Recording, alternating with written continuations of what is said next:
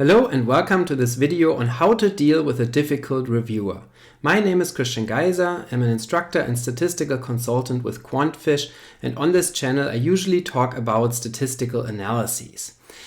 In this episode here I actually want to talk about something that is not directly related to statistical analyses, but has something to do with it, and often comes up when we present statistical analyses in research papers or when we propose statistical analyses in grant applications and other types of documents.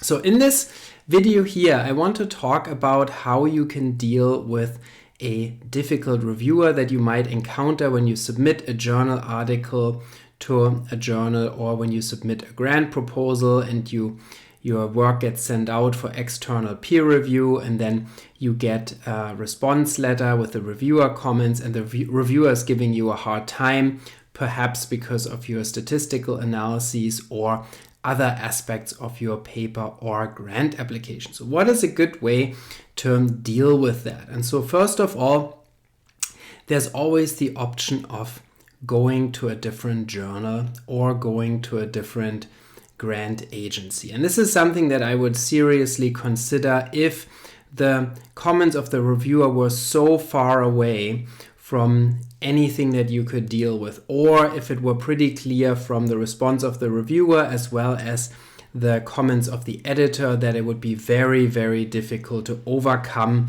the issues that the reviewer or reviewers have with your analyses or with your statistical methods. In that case, even if you feel like, oh, this is not fair and what I did is correct and it makes the most sense, but it may be so hard and so time consuming to convince the reviewers and or the editor that you are right and they are wrong, that it may not be worth your time and energy to put into this.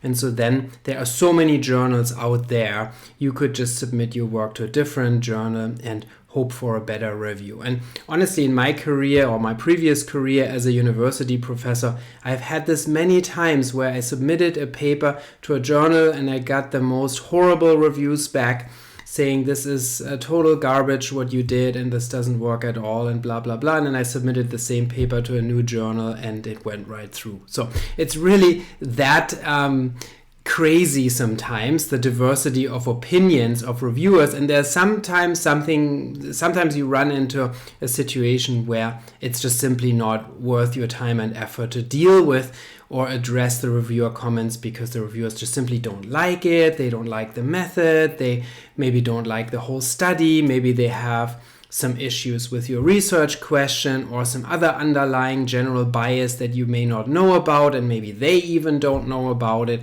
And so therefore then in those cases, it's just oftentimes good to just simply try a new start. Okay, now let's talk about the situation where the reviewer comments are constructive, they may be critical, they may be difficult, but you may be able to address them. And the editor also may have made it clear in his or her letter that there's a pretty good chance that if you address the concerns of the reviewers properly, that they will consider your paper for publication, or that your grant application will be advanced one step further. So in that situation, when you feel like it's doable, you can communicate with the reviewer, you might be able to either convince the reviewer that what you did is the right thing to do, or you feel like you can change your analyses or amend your analyses in a way that satisfies the reviewer concerns, then you should proceed. And so then if it is a difficult reviewer, if the comments are tough, then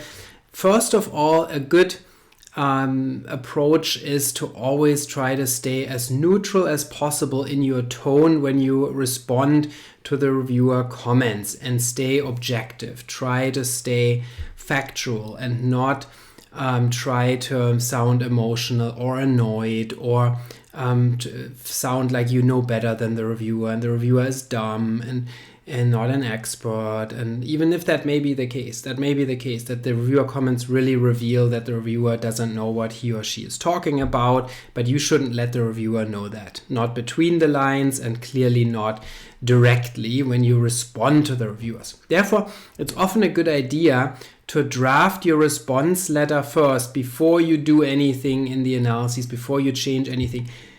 Let it sit a while, read it again, edit it, then give it to a neutral person who is not emotionally involved in the paper or project, and let them read it and let them clearly, so to say, objectively and honestly tell you what their opinion is as to the tone of your response, because the tone is very important. The reviewer doesn't want to feel like they're not being taken seriously. They don't like it when you sound arrogant or when you sound like you just want to discuss the issues away, so to say. You're just trying to not do the work. That's all things that aren't good, that as a reviewer people don't like. And always keep in mind that the reviewer could be right and you could be wrong. There are so many situations where there's at least a little truth in what the reviewers are asking or what they're saying, and you should take them seriously. They're spending their time, usually it's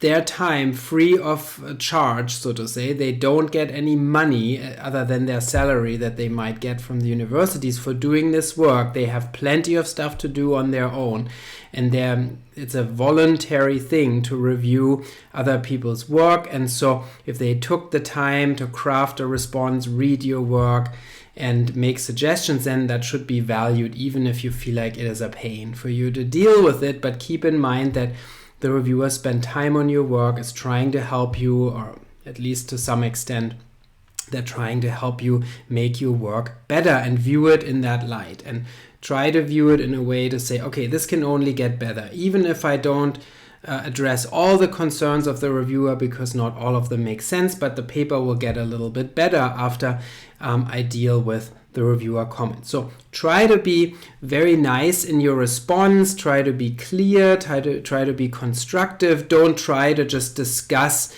the issues away and say, oh yeah, for X, Y, and Z reasons I don't want to do this. I mean, there may be situations where really you cannot or do not want to change things or add new things to the paper. There may be good reasons, but then really you should state reasons that are convincing. Also, if you feel like what you did was actually right and you don't want to or cannot change what you did because that would be incorrect in your opinion, then back it up with good arguments and good references as well. So go into the literature, show the reviewer what portions of the literature, what works from prior literature you used as the base for your analytic decisions, for your statistical analyses, for choosing a certain method, doing it in a certain way. And then that is a lot more convincing than just saying, oh, I don't want to do this because the paper is already long or something like that, and I don't want to put in the additional work. This is something that could make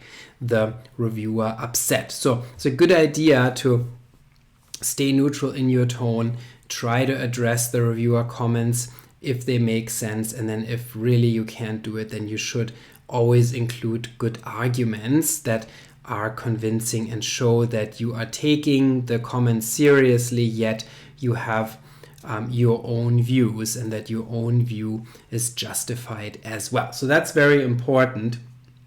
And try to be constructive in your response. Also try to be detailed. The response letter as such is often the most important part of revising a paper. It's at least as important as the actual revisions in the paper to have a document that convinces the reviewers. And so what I do is I always draft the response to the reviewers and editor first before I make any revisions to my papers. And then I let that sit for a little bit. I look it over again. I make a detailed plan for how to change the paper. Then I actually make the revisions in the paper. Then I go back to the letter and see if something has changed or if it all still makes sense. I point the reviewers and editor exactly to the portions of the paper that have been changed, where they can find the changes. It's good to use something like track changes or highlights so that people can see what was actually changed. Also, what I do is in the response letter to reviewers and the editor, I do not paraphrase either the reviewers or the editor, I copy and paste exactly what they said and then my response below. That way it's fully transparent and you're not running the risk of falsely or incorrectly paraphrasing them, so to where they feel like that's not what I said and that's not what I wanted. So you should exactly reproduce what they said and then your response below for each of the points. That way you can't forget anything. That way they don't feel like you left something out or you changed something that they hadn't really said in that way.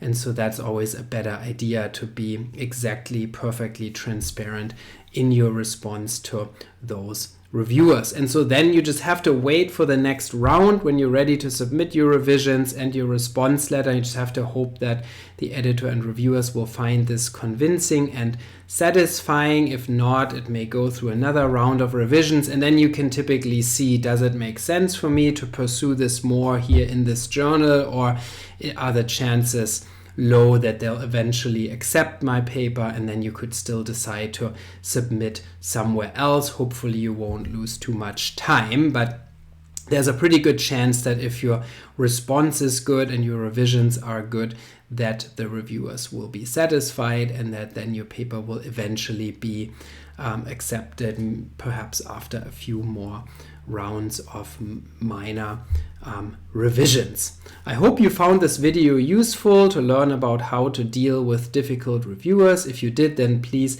hit the like button. Don't forget to subscribe to this channel here. Check out the description for resources such as a link to my free weekly statistics newsletter, as well as workshops that I teach for QuantFish, and I'll see you next time.